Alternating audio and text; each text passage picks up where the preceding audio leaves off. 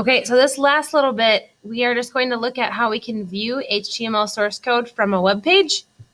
And then we're going to look at how we can actually print source code or print a web page if we would like to. So here I'm just going to run my program in Chrome so we can see that.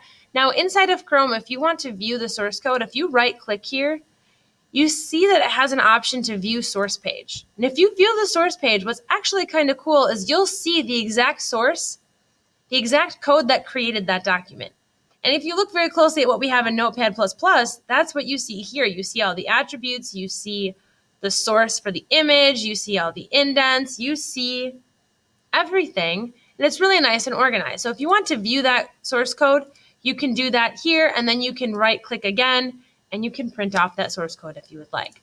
Now the second piece here is if you would like to print an actual web page, if you right click and then click on print, it'll pop up and you can print that web page, but the one thing you'll notice is that the background color disappears. So whenever you try and print a web page, that background color attribute isn't applied, just to kind of save your printers and save color.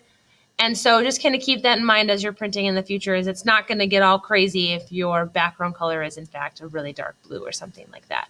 So you should know now for the projects that you create for me how to print off your source code. Now remember, you can print it off right in Notepad++, file print, and then you'll get the option to print. So for every project in the future, I'll ask you to print both your source code, so what you see here, and then I'll ask you to print off what you would see in the browser as well. So when I ask you to complete a project, I want to see both pieces, the nice visual piece that you created, as well as get a copy of your actual code, your actual source code that you wrote. So you are now done with Unit 1, and you can actually move on to the video for the project that will outline the expectations for what you need to do for your first coding project in HTML.